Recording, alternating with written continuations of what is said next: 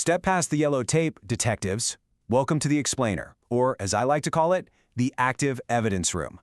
I'm your lead detective, and today we are opening up a highly classified, heavily targeted case file straight from the Cambridge AS-level Afrikaans syllabus. Conservation, specifically focusing on saving endangered species and protecting our natural landscapes. Now, I treat these past papers like intricate crime scenes full of hidden forensic clues. And the scene today? Southern Africa. We're talking about regions like the Karoo and the Fynbos biome. These are some of the most biodiverse, incredibly beautiful, yet critically threatened landscapes on Earth. But here's the kicker. Every single day, these ecosystems face mounting pressures, and every single exam season, students massacre their marks by completely misinterpreting the evidence.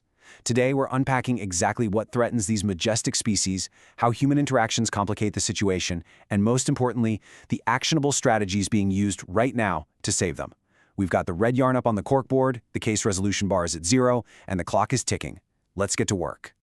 So I have to ask you this critical question right up front, and it's the exact hook we use to catch our perpetrators. What is the absolute biggest threat facing endangered landscapes today? You might immediately think of poachers in the dead of night, or maybe the changing global climate, but the reality on the ground is a deeply complex web of competing interests. And this is exactly where candidates start losing easy marks. I've brought my 2 junior agents in on this case to show you what I mean. Agent Alex is a procedural guy. He'll gather mountains of physical evidence and raw facts, but completely fails to build a cohesive case motive. He lacks high-level analysis. Then there's Agent Sam. Sam's a live wire, wants to arrest the first suspect he sees, jumps to immediate conclusions, and completely misses the examiner's command word constraints. Over the next few minutes, we are going to crack the examiner's code. We're going to look past Alex's superficial facts, rein in Sam's hasty conclusions, and really interrogate the root causes to secure those top-tier marking bands. All right, here's our forensic roadmap for today's investigation. First, we're heading to the scene of the crime to examine the core threats to biodiversity. Second, we'll interrogate the witnesses and look at human-wildlife conflict. Third, we'll break down our active conservation strategies. And finally, we'll close the case by discussing the future of our landscapes. Keep your eyes peeled. Every piece of evidence counts. Act 1. Core threats to biodiversity. Let's pin our first high-tariff past paper question right to the center of the evidence board. Okay, let's dive into this breakdown of the primary threats facing wildlife today. The destruction of endangered species rarely happens for just one reason. It is driven by 3 intersecting pressures, clearly laid out here on our chart. You have habitat loss at 34%, poaching and the illegal wildlife trade at 33%, and climate change at 33%. Now, Agent Alex looks at this donut chart and says, "Perfect, I'll just list these 3 facts on the exam paper, case closed." Wrong. Dead wrong. Alex is treating this like a simple data entry job. But if we look at the official Cambridge Examiner reports, they demand a precise balance across 3 cognitive domains: knowledge, analysis, and evaluation. Simply stating that habitat loss driven by agricultural expansion is a massive silent killer, that's just raw knowledge. It's superficial breadth. The theoretical architecture of modern conservation rests on understanding the why and the how. You cannot save a species if you do not first save the ground it walks on. And you cannot get top marks if you don't analyze how these 3 threats interact like a coordinated syndicate. Let's look at this text comparison, because this brilliantly illustrates the evolution of how we protect these areas, and it perfectly highlights the difference between a shallow descriptive statement and a high-value evaluative argument. In the past, the strategy was simply to build fences around isolated reserves. Agent Sam sees this and immediately writes, "Fences are bad, communities are better." Again, instant fingerprint mismatch that throws out the case marks immediately. You have to show the causal relationship. Why are isolated reserves failing? Because they lead to restricted animal movement and genetic isolation. It's a temporary band-aid, not a long-term cure. To truly achieve sustainable conservation, experts are shifting toward integrated community landscapes. This means creating wildlife corridors, fostering local stewardship, and sharing the land sustainably.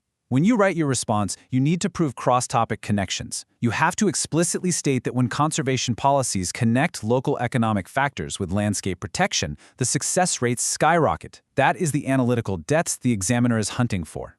Act 2. Human-wildlife conflict.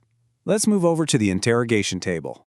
As populations grow and expand into wild spaces, human-wildlife conflict becomes inevitable. It happens in a predictable, escalating sequence. 1. Habitat encroachment. 2. Resource competition. 3. Economic impact on locals. 4. Retaliatory actions. Now listen to my agents argue over this. Agent Alex is standing at the evidence board, desperately trying to overload his answer block with long, tedious textbook definitions of what resource competition is. He's just listing facts. Agent Sam is literally trying to rip the pen out of his hand, saying, "No, skip to step 4. Just tell them people shoot the animals." I have to slam my hand on the table and stop them both.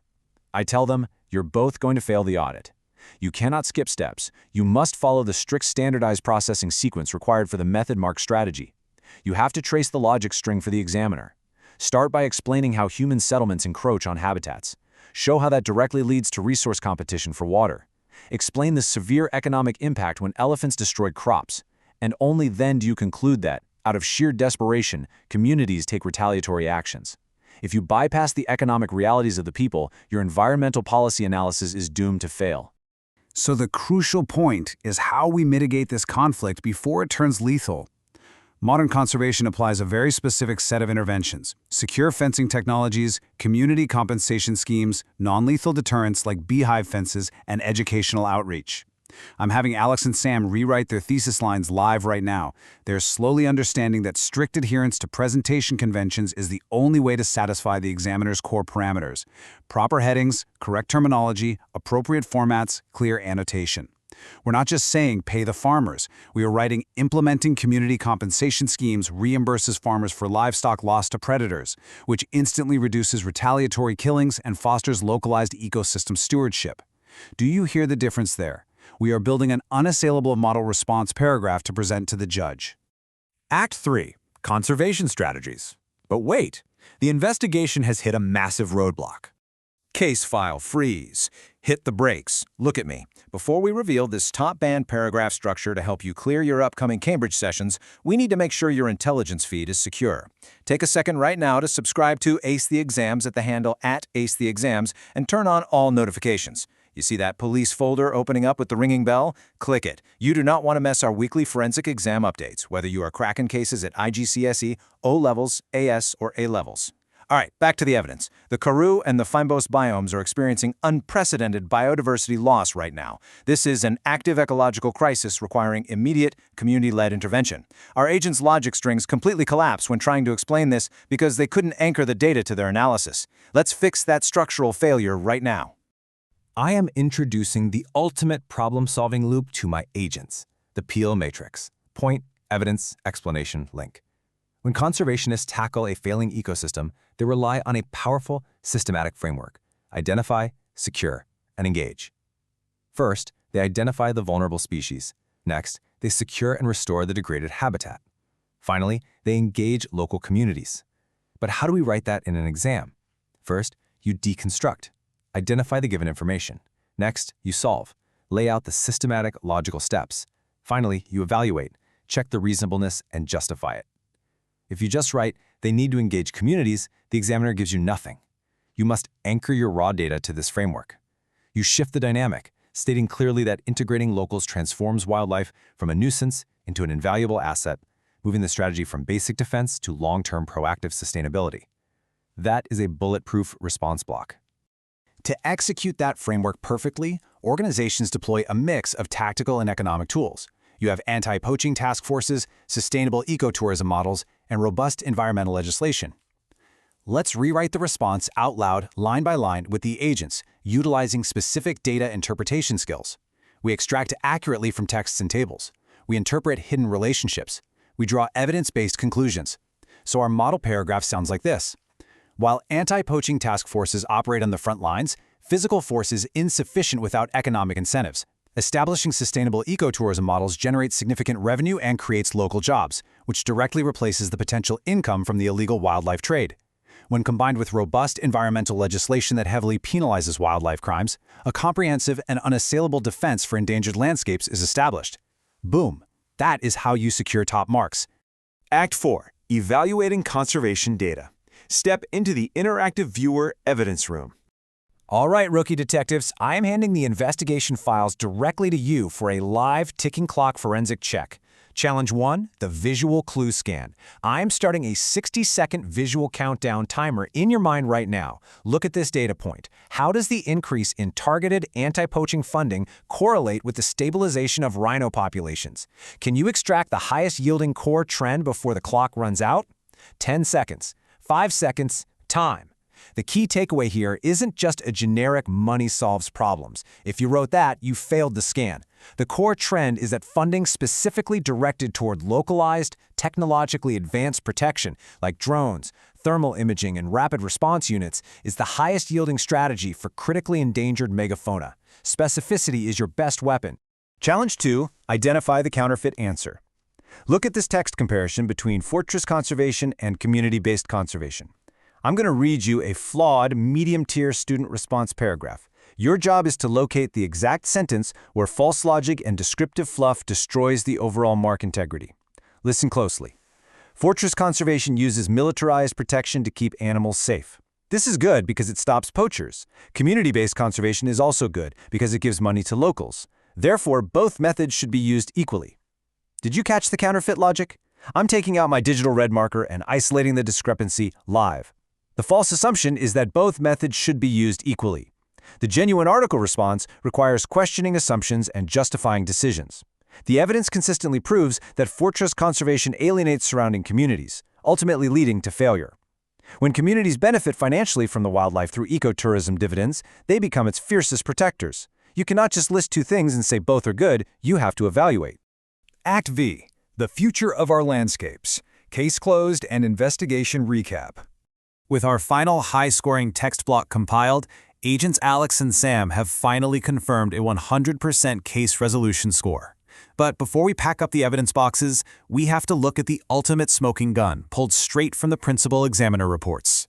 Quote, "Examiner alert. The classic mistake is providing generic answers not specific to the question context. Always link every point to the given scenario." End quote. And that perfectly mirrors the reality of our topic today. Conservation is not just about saving animals. It is about preserving the life support systems that sustain us all. Protecting a landscape in the Karoo isn't just an emotional endeavor. It is an ecological necessity. When we protect these keystone species, we protect the water cycles, the soil health, and the environments humans rely on. If your exam answer is generic, it kills your score just like habitat loss kills a biome. Let's quickly review the top 3 ongoing threats we uncovered in the case files so you know exactly what counterfeit evidence to avoid.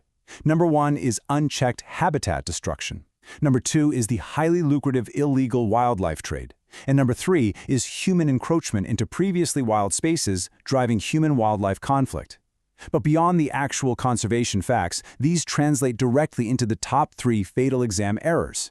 Number 1, giving generic, non-specific answers. Number 2, using the wrong approach for the context. And number 3, forgetting to check your format and presentation. I am distilling this entire session into 3 universal rules for dominating the exam room. We call this the final audit. Rule 1, the 3-step question scan. Decode the command words before you write a single letter. Rule 2, the clock budget allocation. Do not spend 20 minutes writing about the history of fences if the question is only worth 3 marks. Time is your most valuable resource. Rule 3, the final evidence audit. Use your review checklist to ensure every point links back to the specific landscape, like the fynbos or the Karoo.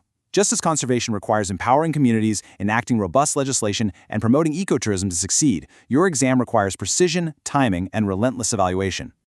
The science is clear, the strategies are proven, but the window to act, both for these majestic ecosystems and for your upcoming exams, is narrowing rapidly. The magnificent biodiversity of Southern Africa hangs in the balance. We understand the threats, and now you know the exact investigative methodologies required to secure top marks. What role will our generation play in ensuring these landscapes survive the next century? That is the ultimate question. If you are ready to dominate the exam room, you need to subscribe to Ace the Exams right now.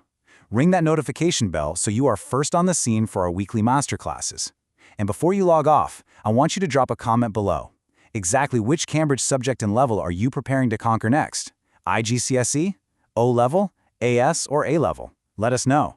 Stay sharp, trust the evidence, and I will see you in the next case file.